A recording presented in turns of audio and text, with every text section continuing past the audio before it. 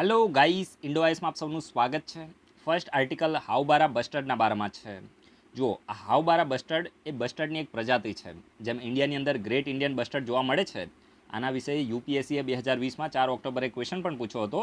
તો એવી જ રીતે હાવબારા બસ્ટર્ડ એક બસ્ટર્ડની એક પ્રજાતિ છે.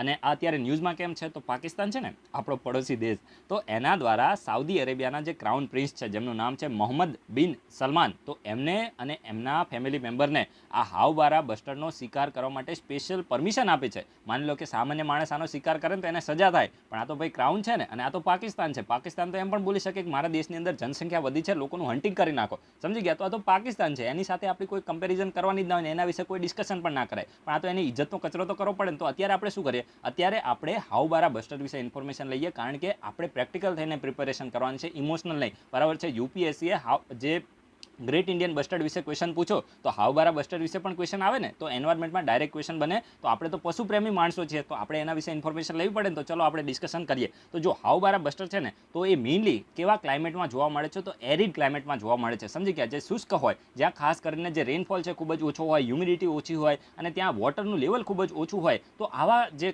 જુઓ ને, તમે ડેઝર્ટ જોઈ લો. સમજી ગયા? ડેઝર્ટ છે, તો ડેઝર્ટ એરિયાની અંદર જે હાવબારા બસ્ટર્ડ છે તો એ જોવા મળે છે. અને મેઇનલી જો આ જે હાવબારા બસ્ટર્ડ છે ને, તો એની બે પ્રજાતિ છે. હાવબારા બસ્ટર્ડની બે પ્રજાતિ છે. એક છે નોર્થ આફ્રિકન હાવબારા બસ્ટર્ડ અને બીજું છે એશિયન હાવબારા બસ્ટર્ડ. સમજી ગયા? આ યાદ રાખજો, નોર્થ આફ્રિકન હાવબારા બસ્ટર્ડ અને બીજું છે એશિયન હાવબારા બસ્ટર્ડ. આજે આપણી જે ડિસ્કશન છે તો એશિયન હાવબારા બસ્ટર્ડ વિશે રહેવાની છે. તો જો જે એશિયન હાવબારા બસ્ટર્ડ છે ને, તો એ મેઇનલી જે નોર્થ ઈસ્ટ એશિયા છે, એટલે કે ઉત્તર પૂર્વી એશિયા છે, એના સિવાય જે સેન્ટ્રલ એશિયા છે, સમજી ગયા? સેન્ટ્રલ એશિયામાં શું આવે? Kazakhstan, Kyrgyzstan, Tajikistan, Turkmenistan, Uzbekistan. એના સિવાય જે મિડલ ઈસ્ટ છે, તો આ મિડલ ઈસ્ટની કન્ટ્રીઝ મેં તમને કીધી છે. અરેબિયન પેનેન્સુલા છે, સિનાઈ ડેઝર્ટ છે, સિનાઈમાં મેઇનલી જે સિનાઈ પેનેન્સુલા છે ને, જે ઇજિપ્તનો પોર્શન છે, તો આ બધા એરિયાની અંદર જે એશિયન હાવબારા બસ્ટર્ડ છે તો જોવા મળે છે. And according to the International Fund for Houbara Conservation, યાદ રાખજો, ઇમ્પોર્ટન્ટ છે. તો આના હિસાબથી લગભગ એશિયન હાવબારા બસ્ટર્ડની જે પોપ્યુલેશન છે, તો હાલ ટુડે કેટલી છે? 33,000 છે. આ તમારે યાદ રાખવાનું છે. યુપીએસસીમાં ડાયરેક્ટ ક્વેશ્ચન બને. હવે માન લો કે તમને કન્ફ્યુઝ કરવા હોય તો યુપીએસસી શું બોલે કે એશિયન હાવબારા બસ્ટર્ડની જે સંખ્યા છે તો ફક્ત 1,000થી ઓછી છે, આવું તમને આપી દે. સમજી ગયા? 1,000થી ઓછી છે, તો આ શું થયું કે સ્ટેટમેન્ટ રોંગ થઈ જાય. 33,000ની આસપાસ આની પોપ્યુલેશન જોવા મળે છે.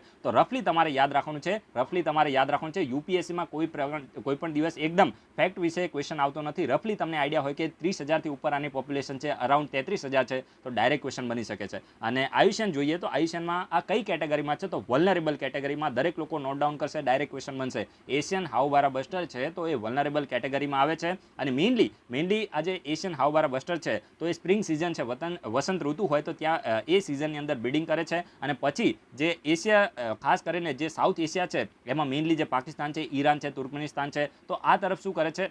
આ તરફ માઇગ્રેટ કરે છે. સમજી ગયા? જે સાઉથ એશિયા છે એમાં પણ મેઇનલી જે પાકિસ્તાન છે, અરેબિયન પેનેન્સુલા છે, તો આ તરફ શું કરે છે? માઇગ્રેટ કરે છે. તો આ તમારે યાદ રાખવાનું છે. એક્ઝામના પોઈન્ટ ઓફ વ્યૂ જે પણ ઇમ્પોર્ટન્ટ હતું, વધારે પડતા ફેક્ચ્યુઅલ ડેટા તમારે યાદ રાખવાની જરૂર નથી. જસ્ટ એટલું યાદ રાખજો કે કોઈ પર્ટિક્યુલર એક કન્ટ્રીમાં જોવા મળતા નથી. અને જે આયુષ્યન છે તો એમાં વલ્નરેબલ કેટેગરીમાં આવે છે. આને તમારે ખાસ નોટ ડાઉન કરવાનું છે. હવે આ વિડીયોના કમેન્ટ બોક્સમાં તમે જે ગ્રેટ ઇન્ડિયન બસ્ટર્ડ છે તો એના વિશે ઇન્ફોર્મેશન આપો. એક્ઝામના પોઈન્ટ ઓફ વ્યૂ ખૂબ જ ઇમ્પોર્ટન્ટ છે. 2020માં યુપીએસસીએ 4 ઓક્ટોબરે આના વિશે ક્વેશ્ચન પૂછ્યો હતો. 3 સ્ટેટમેન્ટ આપ્યા હતા. તો હું તમને અત્યારે ક્વેશ્ચન પૂછું છું, તમારે આ ગ્રેટ ઇન્ડિયન બસ્ટર્ડનું આયુષ્યન સ્ટેટસ કહેવાનું છે. એના સિવાય જે વાઇલ્ડલાઇફ પ્રોટેક્શન એક્ટ 1972 છે તો એના કયા શેડ્યુલમાં છે, અને ભારતની અંદર કયા એરિયાની અંદર જોવા મળે છે. સમજી ગયા? રાજ્ય તમારે કહેવાનું છે, અથવા તો રાજ્યો તમે કહો. સમજી ગયા? અને કયા નેશનલ પાર્કની અંદર જોવા મળે છે. આની માટે નેશનલ પાર્ક ઇમ્પોર્ટન્ટ છે. તો આ બધા ક્વેશ્ચનના તમે આન્સર આપો. જેટલું પાર્ટિસિપેટ કરશો એટલું મજા આવશે. આજે થોડું સ્પીડમાં બોલીશ. તમને મેં યસ્ટરડે રીઝન કીધું છે, ફ્રેન્ડના મેરેજ છે એટલે થોડું આપણે કોમ્પ્રોમાઇઝ કરવું પડશે. જેને સ્પીડ લાગે, સમજી ગયા, તો તમે ઉપર 3 ડોટ આપ્યા છે તો ત્યાંથી તમે સ્પીડને ધીમી કરી નાખજો. બાકી કોઈ વધારે પડતી ફાલતુમાં કમેન્ટ ના કરતા. રાઈટ?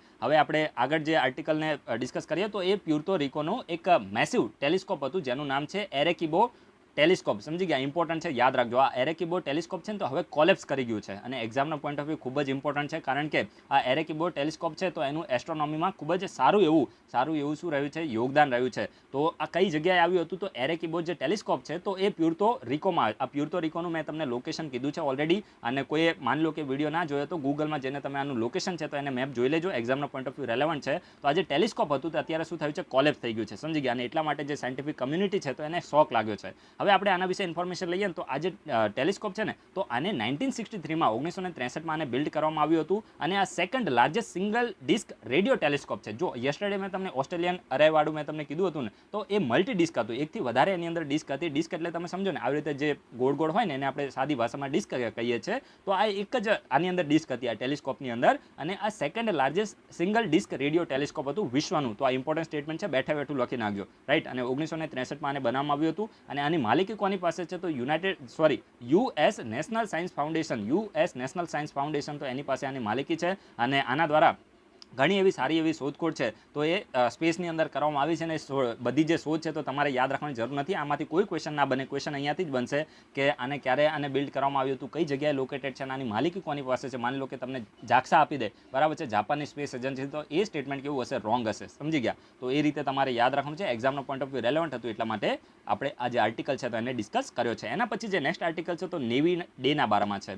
હવે જો નેવી ડેને આપણે શા માટે સેલિબ્રેટ કરીએ છીએ તો 1971માં 1971નું જે ભારત પાકિસ્તાનનું યુદ્ધ થયું તો ત્યારે ઇન્ડિયન નેવી દ્વારા ઓપરેશન ટ્રાઇડન્ટ છે તો એને ચલાવવામાં આવ્યું હતું, સમજી ગયા. અને પાકિસ્તાનનું જે કરાચી બંદરગાહ છે તો એના ધજિયા ઉડાવી દીધા હતા આપણે, બરાબર છે. અને ત્યારથી લઈને કહેવાય ને કે આને ઇજ્જતનો પૂરેપૂરો કચરો કરી નાખ્યો છે. એટલું નેવીએ બરાબરના ધોઈ નાખ્યા હતા આ લોકોને અને તેમ છતાં હજુ પાછા પડતા નથી, સમજી ગયા, હજુ પાછા પડતા નથી. તો આપણે જે ઓપરેશન ટ્રાઇડન્ટને સેલિબ્રેટ મતલબ ઓપરેશન ટ્રાઇડન્ટ જે છે ઇન્ડિયન નેવી દ્વારા ચલાવવામાં આવ્યું તો એ કઈ તારીખે હતું તો 4 ડિસેમ્બરના દિવસે હતું અને એને જ ધ્યાનમાં લઈને એ જ ડે હતો તો એને કોમેમોરેટ કરવા માટે આપણે દર વર્ષે શું કરીએ છીએ તો આપણે નેવી ડે છે તો એને સેલિબ્રેટ કરીએ છીએ. તો આ યાદ રાખવાનું છે કયા દિવસે તો 4 ડિસેમ્બરનો જે દિવસ છે તો એને આપણે શું કરીએ છીએ તો નેવી ડે તરીકે સેલિબ્રેટ કરીએ છીએ. અને એમાં જે ઇન્ડિયન નેવી છે તો એનું ઓફેન્સિવ રૂપ જોવા મળ્યું હતું, સમજી ગયા. 1971ની જે ઇન્ડિયા પાકિસ્તાનની વોર થઈ હતી તો ત્યારે ખાસ કરીને જે કરાચી હાર્બર છે તો ત્યાંના જે વેસલ હતા તો એની બરાબરની ધજા ઉડાઈ દીધા હતા, બરાબર છે. આમાં તમારે ફેક્ટ કોઈ યાદ રાખવાની જરૂર નથી,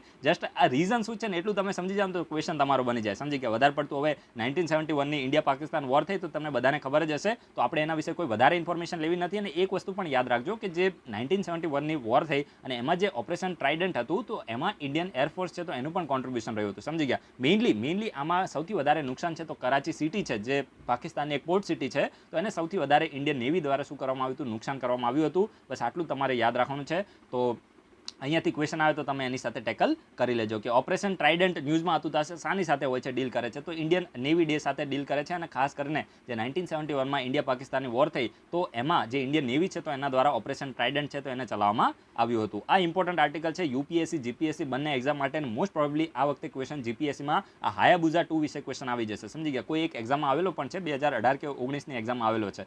તો સૌથી પહેલાં તો તમારે યાદ શું રાખવાનું છે કે આ જે હાયાબુઝા 2 છે ને તો આ મિશન એ કઈ સ્પેસ એજન્સીનું છે તો જાપાનની સ્પેસ એજન્સી જાક્સા, બરાબર છે. જે જાપાનની સ્પેસ એજન્સી જેમ ઇન્ડિયાની ઈસરો છે એવી જ રીતે જાપાનની જાક્સા જે સ્પેસ એજન્સી છે તો એનું મિશન છે. અને મેઇનલી આ કયા એસ્ટરોઇડ છે તો રૂયુગુ એસ્ટરોઇડ, યાદ રાખજો, ઇમ્પોર્ટન્ટ છે. રૂયુગુ એસ્ટરોઇડ છે અને હું રૂયુગુ પ્રોનાઉન્સ કરું છું, બરાબર છે. તો આ જે રૂયુગુ એસ્ટરોઇડ છે તો એના ઉપર આ જે હાયાબુઝા 2 મિશન છે તો એને લોન્ચ કરવામાં આવ્યું, યાદ રાખજો, ઇમ્પોર્ટન્ટ છે. અને મેઇનલી આ જે મિશન છે તો એ 6 વર્ષ પછી હવે ધરતી ઉપર શું થશે તો રૂયુગુ એસ્ટરોઇડ ઉપર આ મિશન લોન્ચ થયું હતું તો 6 વર્ષ પહેલાં લોન્ચ થયું હતું, સમજી ગયા. તો 2014માં લોન્ચ થયું હતું, અત્યારે 2020 ચાલે છે ને તો 2014માં લોન્ચ થયું હતું. અને હવે શું ન્યૂઝ છે, હવે ન્યૂઝ એ છે કે આ જે એસ્ટરોઇડ ઉપર લોન્ચ થયું તો ત્યાંથી સેમ્પલ લઈને આ જે હાયાબુઝા 2 મિશન હતું તો હવે પાછું આવી રહ્યું છે અને એટલા જ માટે ન્યૂઝમાં આવ્યું છે, સમજી ગયા. તો અહીંયા શું લખ્યું છે હાયાબુઝા 2 mission was launch, it is set two return back to the earth on December 6, સમજી ગયા. એટલે કે ધરતી ઉપર પાછું આવી રહ્યું છે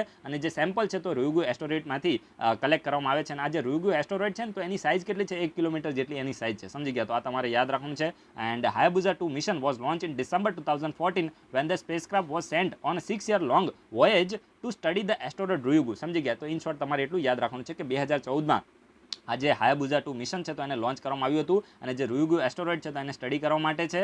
અને મેઇનલી આ છે ને સેમ્પલ બેક મિશન છે એટલે કે સેમ્પલ લઈને રિટર્ન પાછું આવવાનું છે ને એની માટે આ જે મિશન છે તો એને લોન્ચ કરવામાં આવ્યું હતું.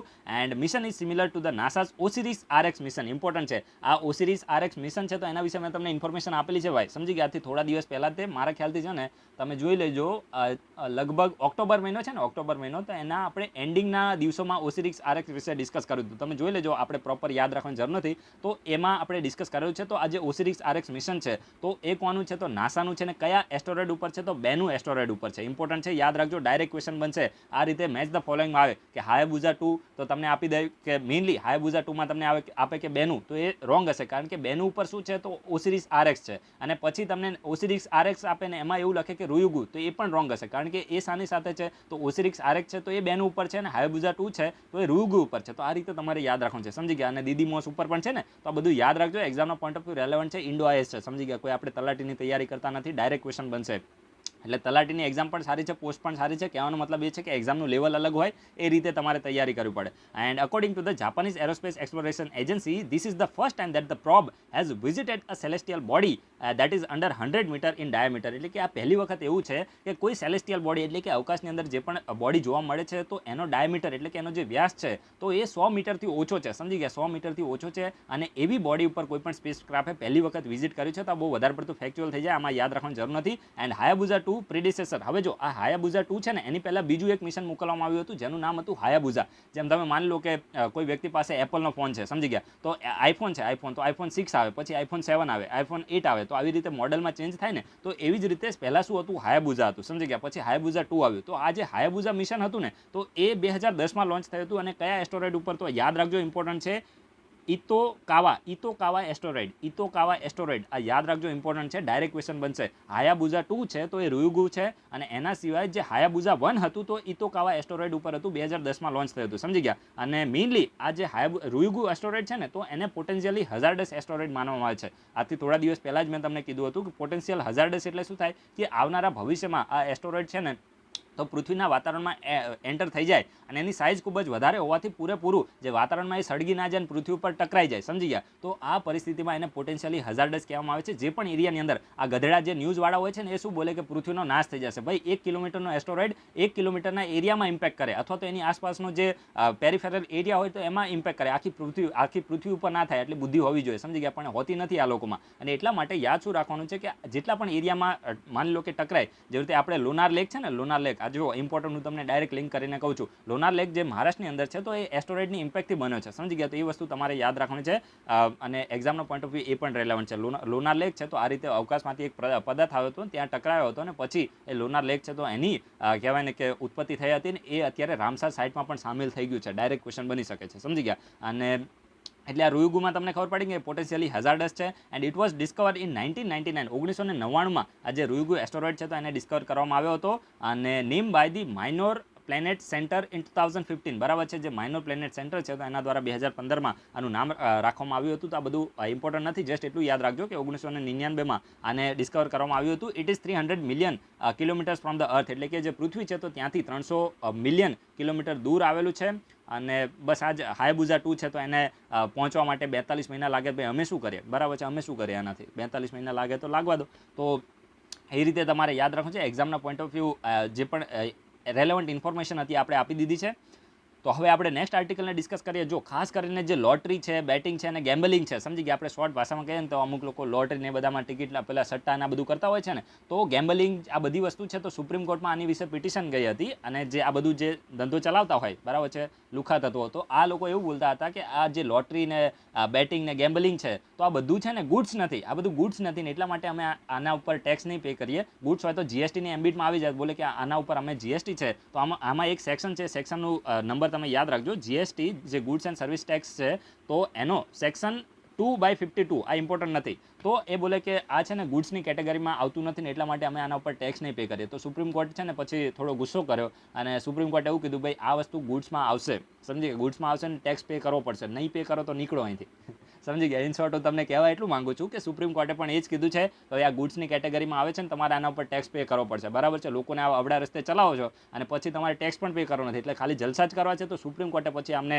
બરાબરની લતાડ લગાવી છે ને એવું બોલ્યું છે કે ભાઈ આ બધી વસ્તુ છે ને ગુડ્સની કેટેગરીમાં આવશે ને તમારે હવે શું કરવું પડશે, તો આની ઉપર જીએસટી છે તો એ એની એમ્બિટમાં આવશે ને તમારે ટેક્સ પે કરવો પડશે. તો આ તમારે યાદ રાખવાનું છે કે જે લોટરી છે, બેટિંગ છે, ગેમ્બલિંગ છે, તો આ બધી વસ્તુ ટેક્સની જીએસટીની જે એમ્બિટ છે તો એની અંદર આવે છે, સમજી ગયા. એના પછી એક ફેક્ચ્યુઅલ ડેટા છે. ફેક્ચ્યુઅલ ડેટામાં શું છે, urban Quality of Life Index છે, તો કોના દ્વારા રિલીઝ કરવામાં આવે છે ને આ તમારે યાદ રાખવાનું છે. Urban Quality of Life Index છે કોના દ્વારા રિલીઝ કરવામાં છે, આઈઆઈટી બોમ્બે દ્વારા આ urban Quality of Life Index છે તો એને રિલીઝ કરવામાં આવે છે. બાકી કોઈ પણ વસ્તુ યાદ રાખવાની જરૂર નથી, એક્ઝામનો પોઈન્ટ ઓફ વ્યૂ રેલેવન્ટ નથી.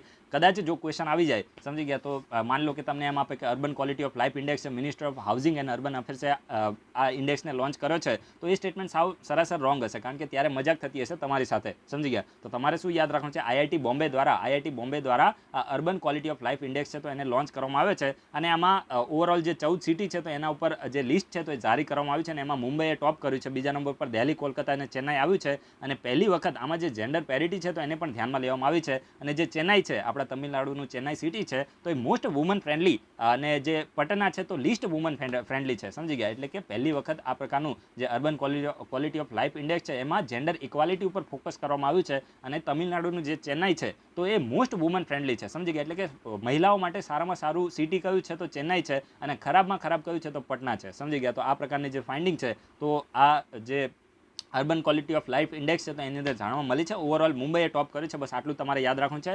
હવે આપણે વિડીયોને અહીંયા સમાપ્ત કરી દઈએ. વિડીયોમાં થોડો ડિલે થયો એની માટે સોરી, પણ ક્યારેક તો બધું ચાલુ રહે, પણ આપણે રેગ્યુલારિટી છે તો એને આપણે મેન્ટેન કરી છે, that is very important, right. તો રેગ્યુલારિટી તમે પણ રાખજો અને પાર્ટિસિપેટ કરજો. વિડીયો ગમે તો લાઇક કરજો, ના ગમે તો ડિસલાઇક કરજો, જે ઈચ્છા થાય એ કરવાનું, પણ એટલીસ્ટ કંઈક કરવાનું, જીવનમાં એક્ટિવ રહેવાનું. માણસ હંમેશા એક્ટિવ હોય, એનિમલ ક્યારે એક્ટિવ રહેતા નથી, રાઈટ. તો આપણે હંમેશા એક્ટિવ રહેવાનું, એન્થુઝિયાસ્ટિક રહેવાનું અને મોજ કરવાની, બરાબર છે. અને સ્ટડી કરજો અને વિડીયોના કમેન્ટ બોક્સમાં આન્સર જરૂર આપજો. So guys, thanks for watching. તમારા બધાનો દિવસ શુભ જાય.